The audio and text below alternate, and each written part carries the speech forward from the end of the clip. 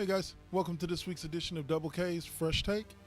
As I take a look at the NCAA college playoff picture and where all the teams stand. Now, after last weekend, it looks like we're going to have far less undefeated teams in the college football ranks this year, as only one remains standing, and that is, of course, Alabama, with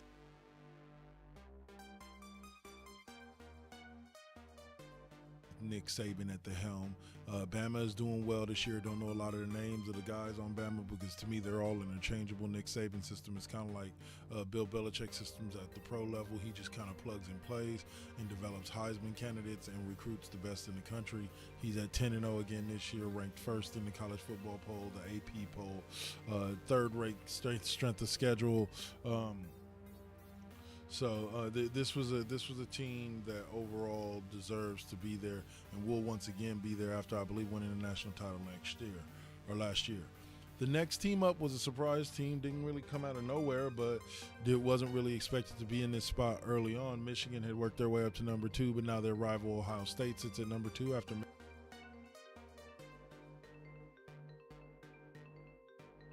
Michigan was one of the top three teams to lose last week. Michigan, Clemson, and Washington.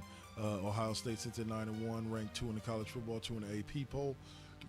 They do have a big game. They do have a big game coming up against Michigan that will pretty much determine which one of these two teams, or if both teams will end up. I think if whichever team loses the Michigan-Ohio State game, their big game will end up dropping out of contention for the college football playoff. So expect that matchup to go off, I believe, in 2 weeks. They'll be playing each other, and then they'll always be the winner will go on to play in the Big 12 or Big 10 championship game against probably Nebraska or Wisconsin, and they will have to win in order to stay in. Michigan, like I said, is at number 3 right now.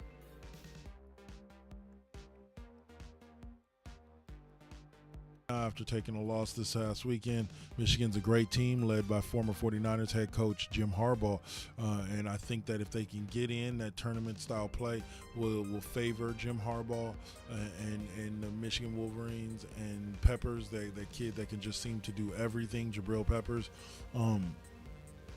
Watch out for them because I believe they can actually beat Ohio State, and I believe that they can get to the national title game. Fourth up was Clemson. They dropped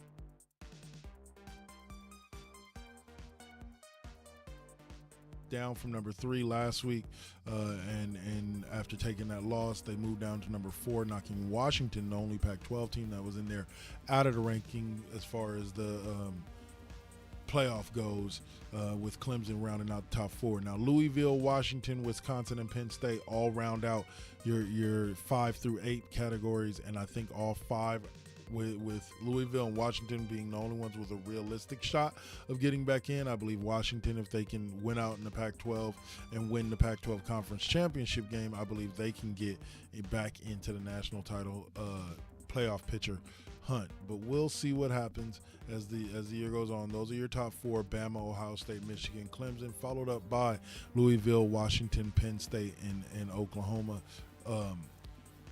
trying to find their way in. Colorado's even in the hunt for trying to find that 4th spot. USC has climbed their way in, so is Utah.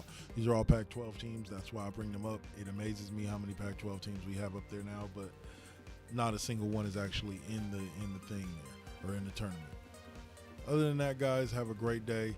This has been Double K. Just wanted to go over a little bit of college football with you, where we're at, and who's sitting on top and who's coming up in the rear. Who I think will make it, and we'll talk about that at another time. Y'all have a great day.